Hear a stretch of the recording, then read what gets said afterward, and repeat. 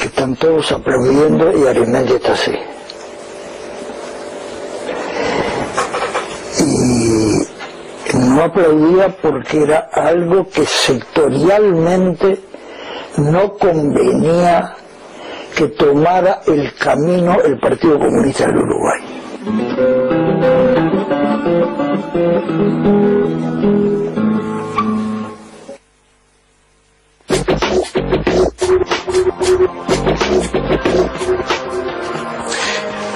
¿Era 100% ideológico?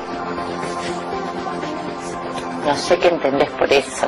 Si él transmitía pura ideología, o sea, si su habilidad de bicho político se basaba en lo ideológico. Sí, pero transmitía pasión. Claro. Transmitía pasión. Realmente lo que dice Rubén Yáñez allí, como todos nosotros aprendimos a acercarnos a poetas, a escritores, porque en los discursos él citaba poetas, citaba escritores diversos de todas partes del mundo, que uno no tenía ni idea de cuando era jovencito, por ejemplo, o también un trabajador, un obrero que no había tenido la oportunidad de acceder. Y eso te obligaba a decir, bueno, ¿y quién es? ¿Quién es Miguel Hernández? ¿Quién es Neruda? ¿Quién es Nassim-Nimet? En fin, pero con una enorme variedad. Claro. Yo tengo un matiz en cuanto a una cosa que decía Fito hace un rato, sí. Que es, yo iría más a fondo. Yo digo, ¿hasta dónde? Nunca lo sabremos. ¿Hasta dónde Arismendi tomaba y fundamentaba su elaboración teórica sobre América Latina y sobre el Uruguay para la práctica política, porque digo, siempre fue para eso, no era para un regodeo intelectual solamente, porque también para darle una fuerza del punto de vista simbólico mayor, porque nosotros, bueno, había algunas cosas que nos definían. Una era el apoyo a la Unión Soviética y al campo socialista. Yo pongo, por ejemplo, cuando él decía que Cuba había sido un escándalo teórico, en realidad todas las revoluciones son un escándalo teórico, no son revoluciones. Y él tenía que haber dicho también, y estaba implícito, nosotros no lo entendíamos así en aquel momento, pero creo que ahora lo veo así, yo por lo menos lo veo así. La revolución de octubre, la revolución rusa, fue un escándalo teórico, no tenía nada que... Es decir, si nos ponemos a mirar, ¿era el traslado concreto, exacto de lo que Marx y Engels habían elaborado? No. Era lo que pasó en Rusia zarista y la guerra, etcétera. Nunca lo dijo. Bien. Pero sí dijo que Cuba era un escándalo. Después habló de la primavera en Nicaragua, después, yo recuerdo hasta lo que es lo de Khomeini en su momento, lo que significó desde el punto de vista de la transformación. Creo que también hay un detalle que es para iniciados, es decir, lo que Rubén quiere decir allí, lo que Yáñez quiere decir, que ahí nosotros, los comunistas, cuando la huelga esa de la carne en el cerro, cuando optamos por cargar los barcos para los aliados en contra de los reclamos de los obreros uruguayos, que fue un error, y es un error de modelo, digamos, de ejemplo modélico en el partido, después tuvimos que salir a ganar obrero por obrero, familia por familia, boliche por boliche, esa imagen, ¿no? Esquina por esquina, salir a discutir con la gente, que no nos entendía y tenía razón. Adolfo, en alguno de tus trabajos señalaste en el impulso de Arismendi 3 claves fundamentales. Una fue ideología, influencia y organización. ¿Por qué de alguna manera centraste? ¿De dónde sacaste? ¿Te estás acordando, no? ¿Por qué quizás se puede centrar la figura de Arismendi en el impulso del Partido Comunista en la organización, en la influencia y en la ideología, y en lo ideológico? No sé de dónde sacaste eso. A ver.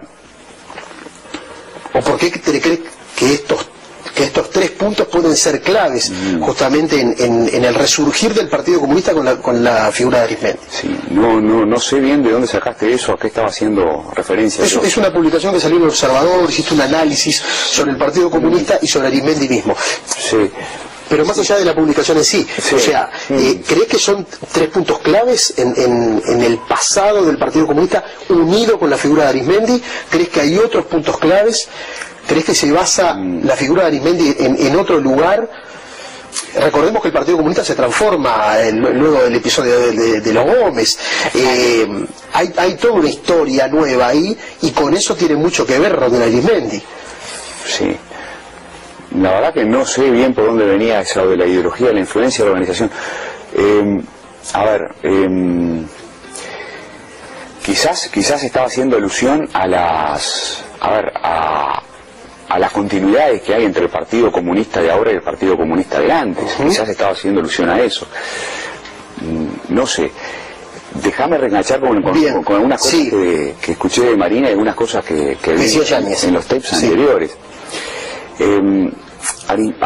Yáñez decía Arizmendi era, o incluso evocando cosas escritas por Arizmendi, decía Arizmendi se sentía muy uruguayo.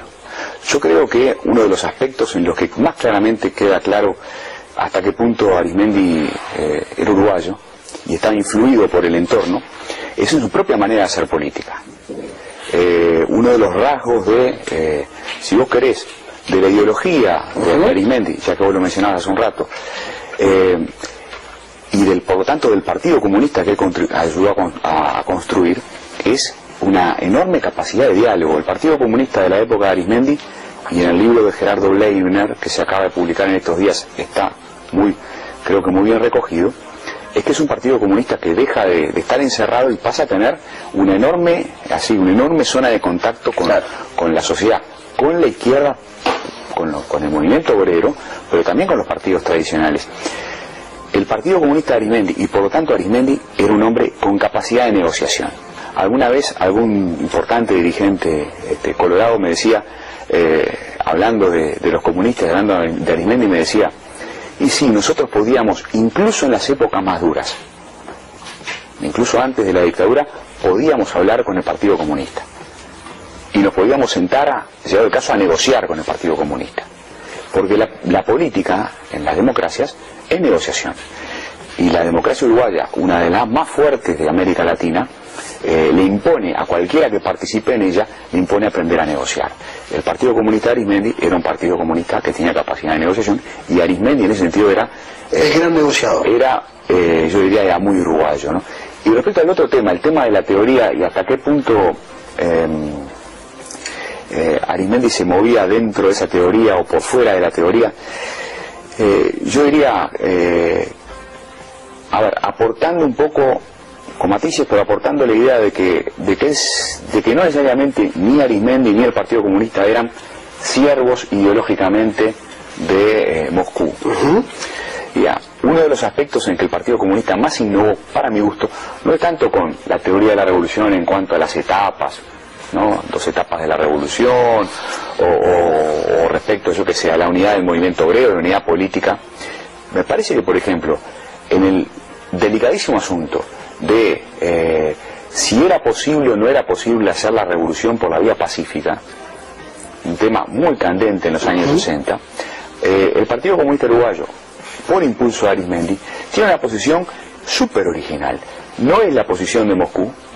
En el Partido Comunista de la Unión Soviética se insistía mucho a partir de la década del 50, después de la finalizada de la Segunda Guerra Mundial, en la creciente posibilidad del tránsito pacífico, lo que llaman los comunistas, la vía pacífica del socialismo. Guante que recogió, por ejemplo, el Partido Comunista chileno, en la vía chilena del socialismo, y que desarrollaron los chilenos.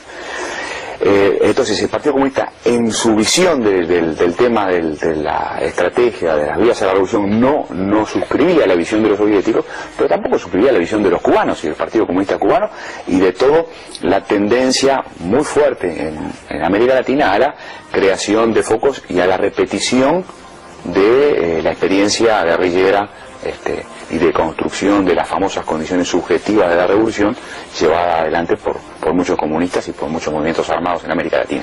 Ni el camino soviético chileno, ni el camino cubano guerrillerista. El camino uruguayo. Ahí yo creo que hay, y sobre todo en algunos trabajos de Arismendi, como en la América Latina, hay una creación, para mí es una creación teórica y probablemente un aporte teórico. Pero me cuesta encontrar otros. Quizás me lo puedan explicar. Me cuesta encontrar otros.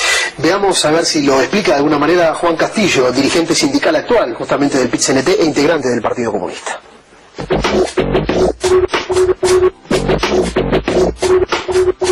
La palabra precisa de Juan Cuña aseveró: con una hoz, un fierro, algún martillo, con una pala, con un pico, un palo, o a pura uña, a puro diente y falo, si lo demás a bala y a cuchillo.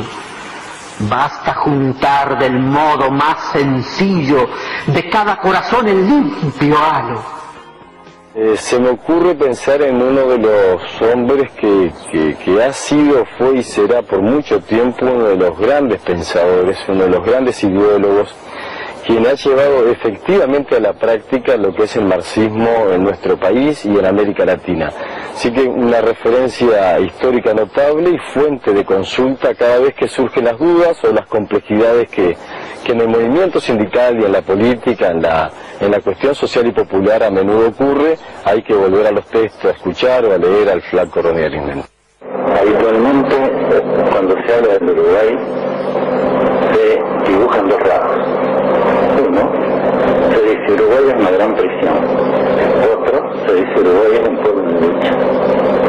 En verdad, entre estos dos rasgos se trazan las coordenadas de una realidad muy trágica, muy dramática, pero donde siempre ha estado presente la resistencia y la oposición popular. Es impensable varias de las cuestiones que ahora parecen normales. Es tan normal escuchar que hay una sola central sindical en Uruguay.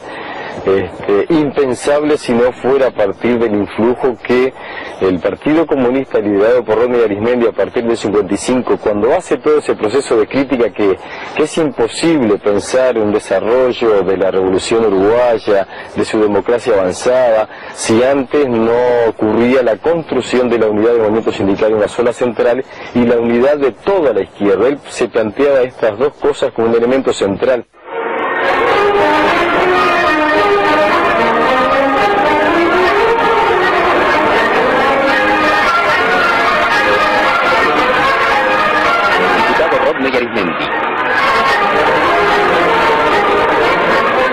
Él generó la lógica uruguaya del comunismo, ¿no?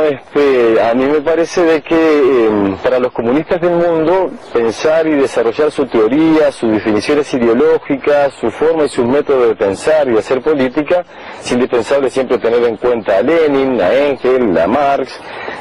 Nosotros, además de ello, tenemos a nuestro propio pensador, a nuestro propio elaborador, ideólogo, teórico, que fue Ronnie Arismendi.